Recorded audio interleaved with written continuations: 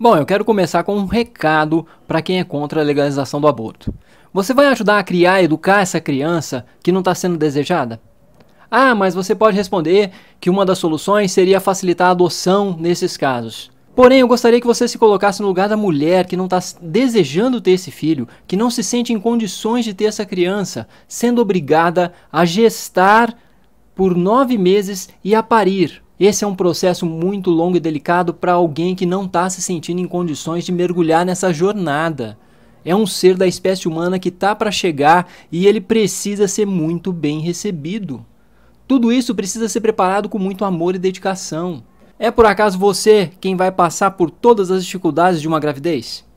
Você vai estar lá na hora do parto dessa mulher? Vai ser você quem vai sofrer todas as dores e percalços envolvidos numa gravidez e num parto? E outra, quem disse que essa mulher quer passar por tudo isso e depois entregar seu filho para terceiros que ela nem conhece? Você passaria por tudo isso para depois entregar seu filho para terceiros que você nem conhece? Então é mais prudente e ético respeitar a autonomia dessa mulher, que é um ser humano em sentido amplo, em sentido pleno, que sofre e que tem consciência de futuro e que está muito preocupada com o futuro dessa criança que vai vir ao mundo, ao invés de ficar brigando pela vida de um punhado de células, as quais não sofrem nem sentem o mundo e estão, desse modo, portanto, mais próximas de um espermatozoide ou de um vegetal do que essa mulher. E vamos a alguns fatos. Um feto com menos de 12 semanas é sim um ser da espécie humana, mas ele não sofre, pois não possui sistema neurológico suficiente para isso. Portanto, também não possui consciência de si mesmo para desejar continuar vivendo. Não sofre nem tem interesses. Se uma clínica de fertilização estivesse em chamas, quem você salvaria primeiro? Uma mulher ou uma geladeira com 200 embriões que estão lá dentro? Suponha que você tenha de fazer essa escolha. Se você escolhe salvar a mulher, demonstra que há uma diferença enorme de um embrião para um ser humano que tem sistema neurológico completo, que é o caso da mulher. Ambos são da espécie humana, mas são muitíssimo diferentes.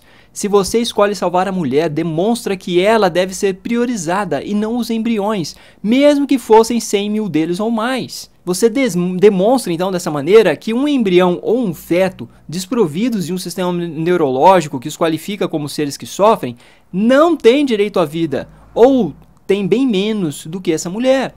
Acredito sim que a legalização do aborto evitaria muitos sofrimentos. Evitaria sofrimentos que podem e devem ser evitados. O sofrimento de uma mãe que não se sente em condições de viver aquela gravidez ou de ter aquele filho. Assim como o sofrimento de toda a família que também não se sente em condições para aquela gravidez naquele momento, naquele contexto. Evita muito provavelmente o sofrimento futuro de uma criança não desejada, a qual será rejeitada. Os pareceres da Organização Mundial de Saúde são claros. Nos países e localidades onde o aborto é legalizado, há um número significativamente menor de mortalidade materna devido a abortos. Fora o fato de que os abortos induzidos são subnotificados. Por ser crime, as equipes de saúde geralmente preferem notificar como aborto espontâneo, pois notificar como aborto induzido gera uma série de complicações legais e burocráticas. Outro dado mais polêmico é que muito provavelmente a legalização do aborto diminui até mesmo os índices de criminalidade, como apontam algumas correlações. Ainda concebo que permitir o aborto de fetos não sencientes, ou seja, daqueles fetos que ainda não têm o sistema neurológico completo que os habilita ao sofrimento, que os torna aptos ao sofrimento, que os torna suscetíveis ao sofrimento,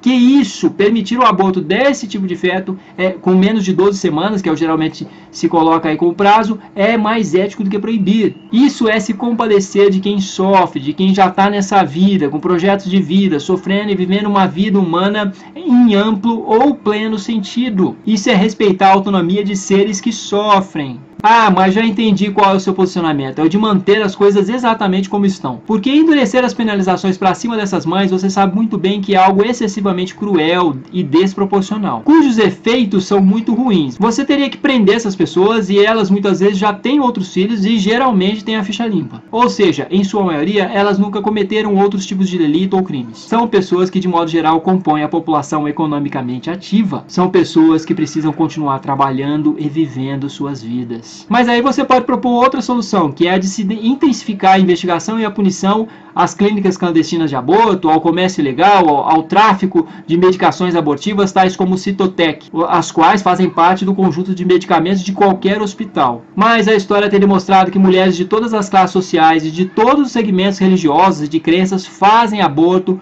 quando se veem desesperadas diante de tal situação. Diante da possibilidade de terem um bebê que sentem profundamente que não podem e não devem ter, pelos mais variados motivos. Esse bebê pode ser fruto de um adultério, de uma proibição que existe na família, de alguma série de tabus, da quebra de uma série de costumes que existem na sua comunidade, na sua família. Essa mulher pode estar se sentindo completamente sozinha, sem um amparo de familiares, sem um amparo do próprio pai da criança. Então, intensificar a fiscalização e investigação sobre as instituições que fazem aborto clandestino ou sobre as medicações aí que podem ser extraviadas dos hospitais, isso pode fazer com que essas mulheres passem a recorrer a meios ainda menos seguros. E isso só tem incidência direta no aumento de mortes relacionadas a abortos induzidos. E, por favor, não apele para a falácia de dizer que o aborto é o assassinato de um ser humano, de que está acontecendo um genocídio ou um holocausto. Há uma diferença muitíssimo grande de um embrião, de um punhado de células ou de um feto que não sofre nem tem interesses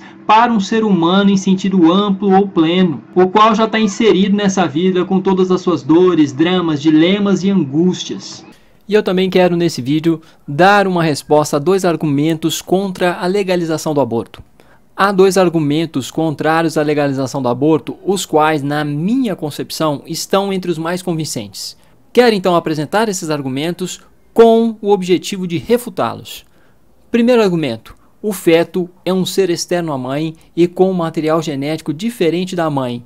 Portanto, o feto não é propriedade da mãe. 2. O feto é um ser humano em potencial. Possui uma estruturação genética própria, a qual lhe confere as condições fundamentais para se transformar em um ser humano completo e com suas próprias características individuais. Concordo com todas essas afirmativas, contudo penso que são insuficientes para se fundamentar uma posição contrária à legalização do aborto. Certamente a mãe não é dona desse feto, os pais não são donos de seus filhos, os filhos somente estão sob a responsabilidade dos pais. Porém, mesmo se fossem donos dos filhos, isso não qualificaria esses pais a fazerem o que quisessem com seus filhos. Mesmo sendo dono de seu cachorro, por exemplo, você não tem o direito de torturar seu cachorro. Se seu cachorro estiver em estado terminal, você, como dono dele, tem o direito de autorizar que ele seja, por exemplo, eutanasiado, sacrificado.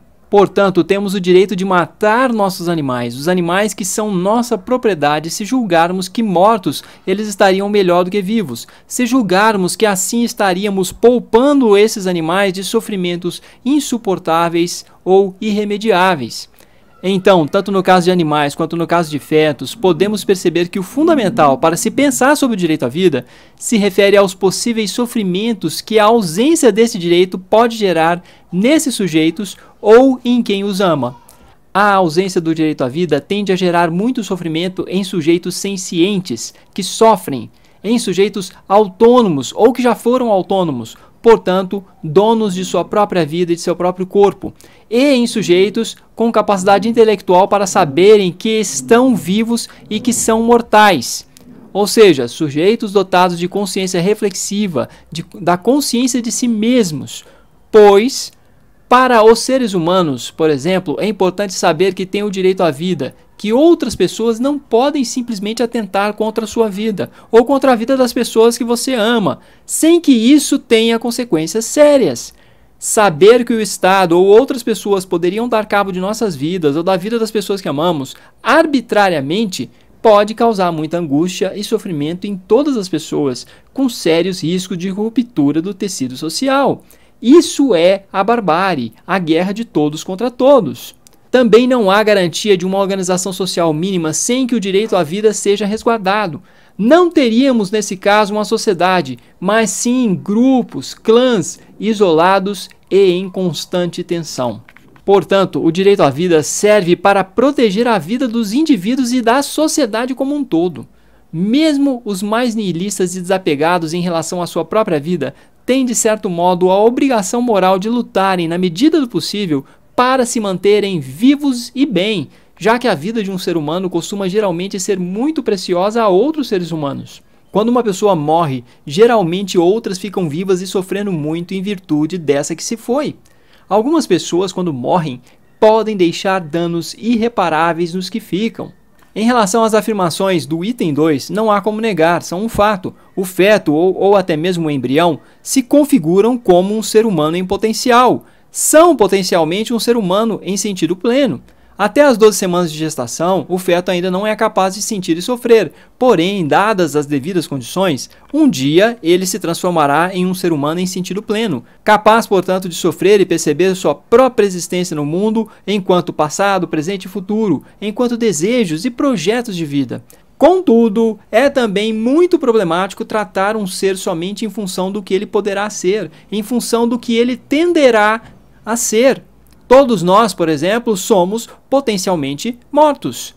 Todos nós morremos. Todos tendemos à morte. E isso não nos autoriza a tratar toda e qualquer pessoa como se ela já estivesse morta. Devemos tratar os seres vivos em respeito ao que eles são no presente, sempre nos atentando para um imperativo ético fundamental: agir para diminuir e tentar não produzir sofrimentos que são evitáveis. Um dos problemas para que as pessoas compreendam a argumentação a favor da legalização do aborto é que historicamente estamos mais habituados com concepções éticas que valorizam a vida humana acima de tudo.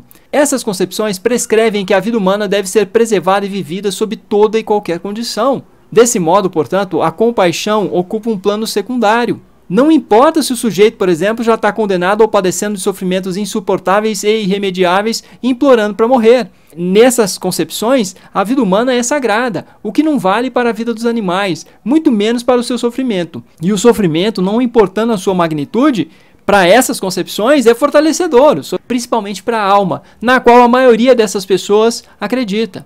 Finalizando, eu diria que o cenário atual é composto por muitos direitos a menos e muitas obrigações a mais. E isso somente contribui para que a quantidade absurda de sofrimentos evitáveis continue exatamente do jeito que está.